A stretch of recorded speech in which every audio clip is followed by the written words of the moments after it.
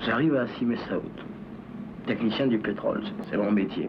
Vous savez, à travers tout le désert, il y a comme ça des équipes qui s'occupent du pétrole, le forage, l'exploitation, tout ça.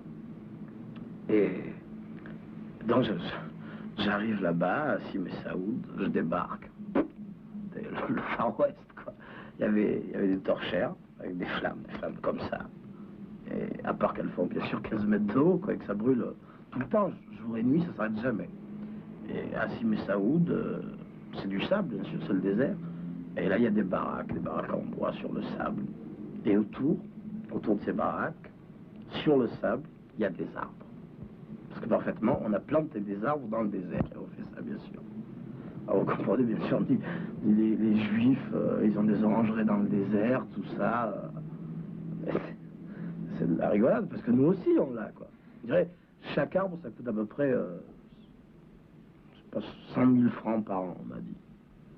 Alors, bien sûr, les Arabes, ils peuvent pas se payer ça. Et pourtant, ils auraient pu. Puisque les Juifs, ils peuvent, les Arabes, ils auraient pu aussi.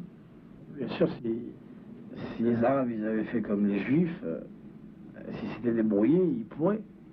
Rothschild, il a bien trouvé de l'argent pour les Juifs. Alors, si les Arabes étaient allés lui demander bien gentiment à Rothschild de l'argent, vous croyez qu'il n'en aurait pas trouvé, Rothschild? Il en a tellement. C'est évident.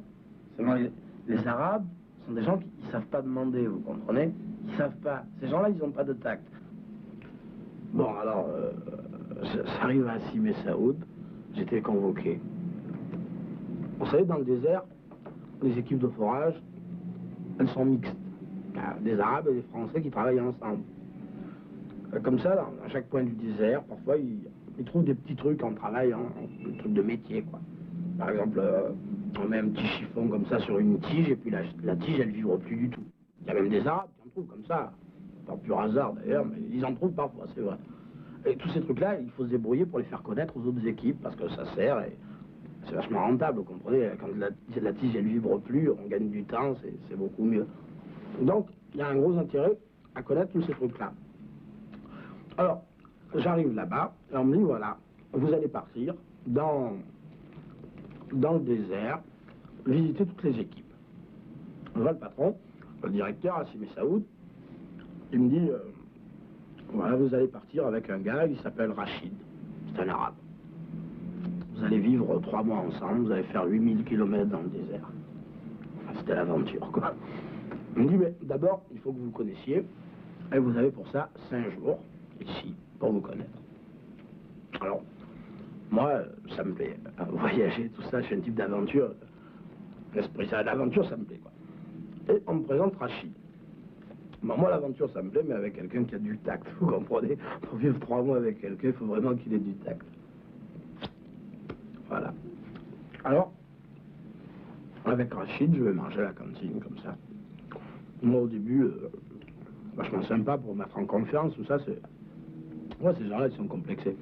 Moi, je commence, je lui dis, alors il fait beau en Algérie, vous avez du soleil, tout ça, enfin, banalité, l'Algérie de carte postale, quoi. Et puis je lui dis, il fait froid aussi parfois chez vous. D'ailleurs, à la guerre, j'ai failli avoir les pieds gelés. Là, c'était un terrain un peu épineux, on est venu à parler de la guerre. Mais de suite, j'ai rassuré, j'ai dit, moi, je n'ai pas fait la guerre, pour ainsi dire, j'ai jamais tenu un fusil, c'est vrai, j'ai jamais tenu un fusil à la guerre. J'ai jamais tiré sur un Algérien, par eux, je lui dis. Il me dit, alors, on pose des questions comme ça. Et franchement, je lui dis que j'étais dans la technique. C'est vrai, j'étais technicien à la guerre d'Algérie, quoi. On répète, comme tout le monde. Et je m'occupais des mines. On était avec des mecs vachement sympas, des types tranquilles, des pépères, quoi. Pas des têtes brûlées, pas des mecs qui voulaient tout casser, non, nous. On était des techniciens. Alors je lui explique comment on faisait pour poser les mines. C'est simple, pour poser les mines, c'est un boulot de technicien, mais on a toujours besoin d'avoir recours à un truc très simple. On plante un piquet qui sert de repère. Et à partir de là, on prend un angle, mettons à 45 degrés, et on pose 5 mines comme ça, les unes après les autres. Puis on revient dans un angle encore à 45 degrés. Et là, on repose encore 5 mines. Et puis on part dans un autre angle comme ça. Si bien qu'à la fin, on obtient pratiquement un jeu de marelle, quoi. Et alors je lui explique. Mais pour tout ça, bien sûr, il fallait faire des trous. Alors on avait des Arabes qui faisaient les trous, bien sûr, mais les mines, c'est nous qui les placions. On n'était pas fous quand même. Attendez, je bois un peu de vin parce que... Vous en voulez pas?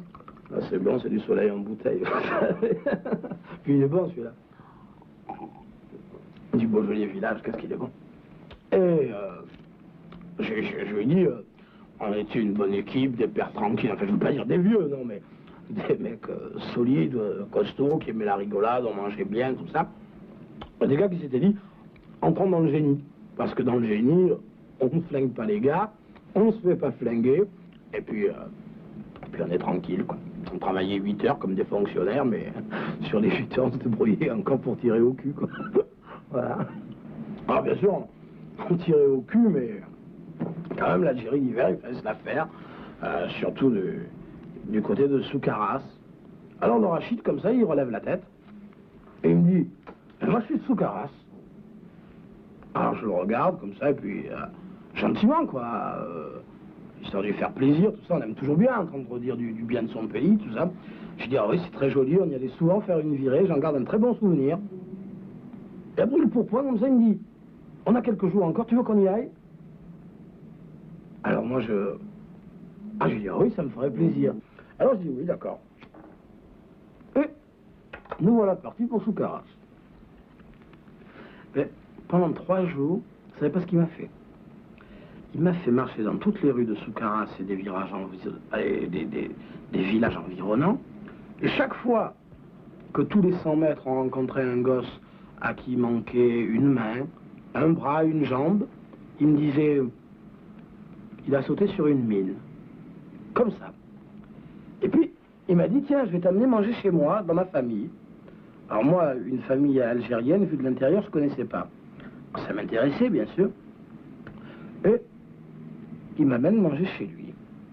Et juste en face de moi, il y avait son petit frère. Et le petit frère, il avait plus de main. Alors la mère, elle lui donnait comme ça à manger à la béquée. Il m'a rien dit, il m'a pas regardé, même pas. Mais quand même, je suis pas fou, vous comprenez, faut pas me la faire. Je savais bien qu'il avait sauté sur une mine. Mais ces gens-là, ils ont pas de délicatesse, ils ont pas de tact, vous comprenez? Alors ils me l'ont mis juste en face, comme ça. J'aurais quand même pu le faire manger à la cuisine, je sais pas, moi. Tout ça, c'était pour rappeler l'histoire de la guerre, tout ça. Il se régalait, le gars, c'est tout. Enfin, ils savent pas vivre, moi, j'y peux rien, hein. Et puis, on a continué à marcher, tout ça, et il m'a amené à l'hôpital. Et à l'hôpital, là, il y avait des docteurs, des Cubains et des Bulgares, qui soignaient comme ça des tas de gosses, infirmes, estropiés, tout ça. Et puis on est allé dans les champs. Et dans les champs, là, il y avait des gars qui enlevaient les mines. Et c'était des Algériens et des Russes. Il me dit, tu vois, ce sont des Algériens et des Russes. Ah, moi, ça m'a plu. J'ai dit, ouais, c'est bien, c'est la coopération internationale, quoi. J'ai même cru qu'il allait me présenter aux Algériens et aux Russes et leur dire, ah, c'est lui qui a posé les mines, ouais. Non, quand même, il n'a pas osé, il n'est pas allé jusque-là. Alors, quand vous parlez de vacances et de rencontres, de se connaître, ça me fait bien rigoler, quoi. Et quand on est remonté dans la voiture, j'ai été bien forcé de lui dire quelque chose, puisque lui, il disait rien. Alors j'ai dit, tu sais, si tu m'en veux pour les gosses qu'on a vus, pour tous ces estropiés, pour toutes les mines, tout ça, il faut aussi que tu en veuilles à ceux qui payaient leurs impôts pour qu'on fasse la guerre, pour qu'on fabrique des mines, à ceux qui votaient pour que la guerre, les militaires ne partent pas, quoi. Je dis, moi, ce que je faisais, c'était simplement un boulot de technicien. Et puis c'est vrai, c'était simplement un boulot de technicien. Il m'a dit, oui, je sais, c'était techniquement si simple. Puis il me regardait pas, il regardait droit devant lui. Alors moi, partir 3 mois dans le désert avec un mec comme ça, non. Non, c'est trop dur pour moi. Heureusement, il y a eu un miracle. Là, j'exagère pas, il y a eu un miracle. Je suis pas pratiquant, mais je suis croyant. Je crois en Dieu, c'est vrai. Je pratique pas. Mais là, il y a vraiment eu un miracle. En arrivant à Simi Saoud, j'étais malade, j'avais la colique. À force de boire un eau pourri, là, j'ai eu la colique pendant 3 jours. C'est bien que le Rachid, il est parti sans moi, je sais pas avec qui. Mais il est venu me voir juste avant de partir, et puis il m'a dit, tu sais, je t'en veux pas, hein, pour les gosses et pour les mines, tout ça. Ça il aurait pas dû me le dire, il aurait pas dû me montrer des trucs comme ça, vous comprenez? Et alors moi, je sais pas, j'étais outré quand même, parce que il n'avait pas de tact, ce type-là. Ils n'ont pas de tact, ces gens-là, qu'est-ce que vous voulez? Alors moi, j'ai dit, je me suis réfugié encore dans mon truc, je sais pas su quoi lui dire, j'ai dit, bah tu sais, c'était un travail de technicien.